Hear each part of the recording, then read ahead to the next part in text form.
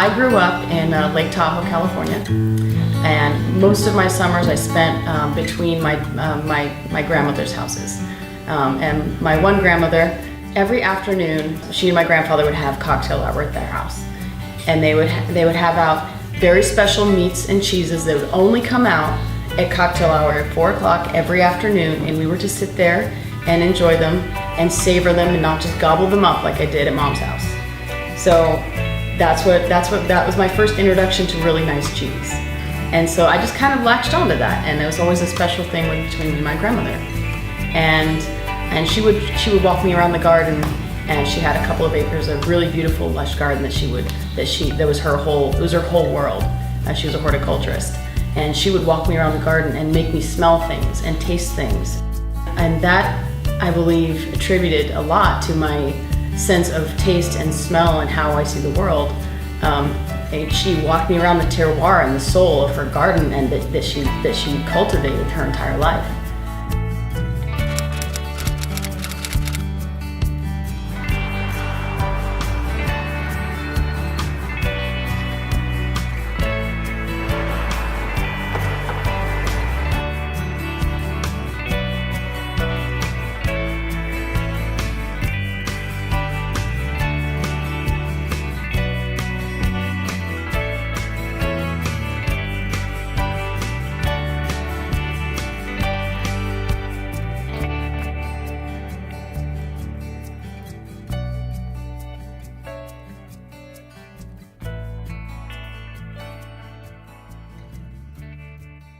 Okay, so without being too fancy about it, we wanted to serve the things we like.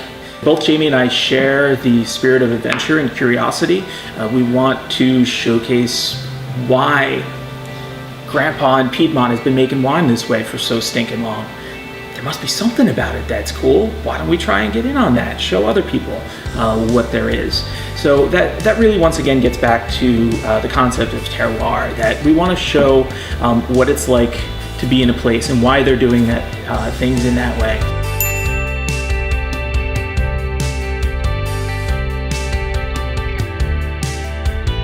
I actually had my childhood was, I grew up in rural New Jersey. I had a very healthy family life, no major dramas. I was a skinny, awkward Jewish kid. I got picked on just the right amount, not too much to make me a crazy person, not too little to think I was too cocky.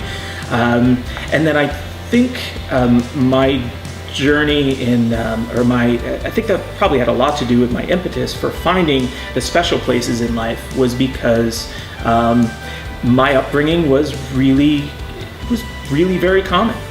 It allowed me the freedom to search around the world, whether it be through books or through film, to find pieces of the world that are really very special. I moved back to the West Coast to save up money to go study at Alvin Ailey American Dance Theater in Manhattan. And that's where I met Brian. How did we meet? Well, we met dancing, ballroom dancing, Lindy Hop specifically. We met mid-song, actually. One of my very good friends, E-Man, was dancing with her, hitting on her, getting nowhere fast. And so he sort of did a switcheroo. He waved to his friend in the corner and said, "Oh, okay, here, dance with my friend Brian." And we started dancing together, and the rest is history. I thought he was gay.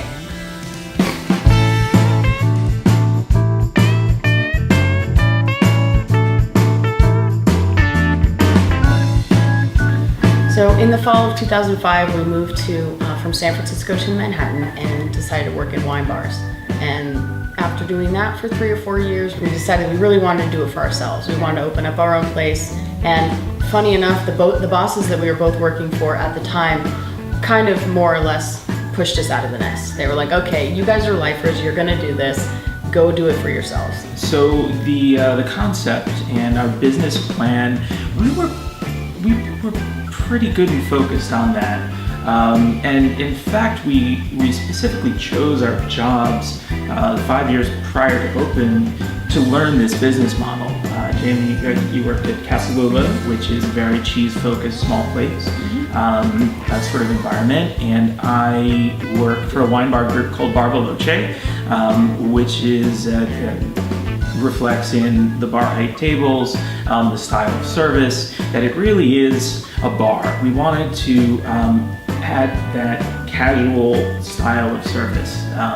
And not that there's anything wrong with a typical sit-down, appetizer, entree, dessert sort of format, but we wanted to take the piss out of it a little bit and have a little more fun, so to speak.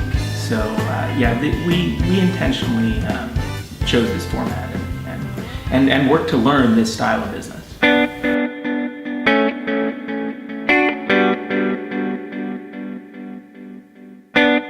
One of my former bosses actually told me, he said, create the kind of place where you would want to hang out and the right people will show up. Serve the food that you want to eat and the right people will show up for that. And it has been difficult from time to time, having people come in and be a little frustrated at our menu because it's not laid out like your average dinner menu, but a lot of people, the people that get it, really get it. We designed this place to make it approachable, as you can probably see, with the natural materials. The color palette that we've chosen is meant for people to be comfortable, because we are going to be presenting some slightly more challenging or unusual cheeses, foods, on the menu, things that people aren't used to. So if we can at least put them at ease, sitting in a comfortable chair in a warm environment, that helps for them to ask questions and feel more comfortable with the staff, engaging the staff, and then finally finding something that they're happy with. So our cheese menu is over half of our menu. So it has between 30 and 36 cheeses on the menu at any given time. And I have between 30 and 50 condiments in the house at any given time. I really rely on my staff to gather as much information as possible without being obnoxious about it. Are you open to everything? Soft, hard, stinky, blue? Do you have allergies? Are you this? Are you that? Because I pair a little condiment with every cheese. I'll start with a soft, usually go to a stinker, do a semi-firm, a straight up hard cheese, and a blue cheese. I cover the nice broad range of what I can do.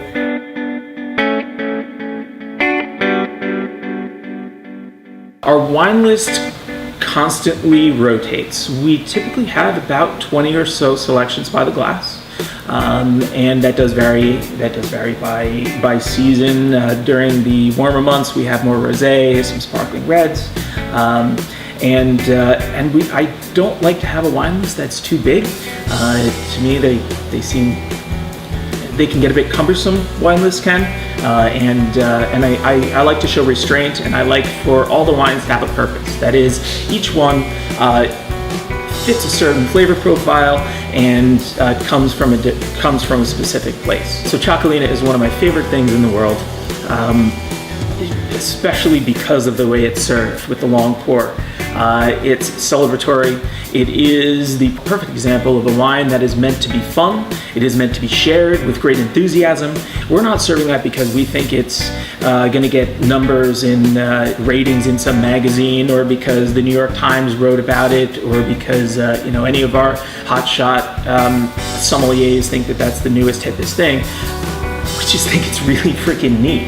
And if we can serve that in a way that gets you to appreciate that thing for what it is, and give you a little taste of that place where they've been doing this for a long time, then we've done our job.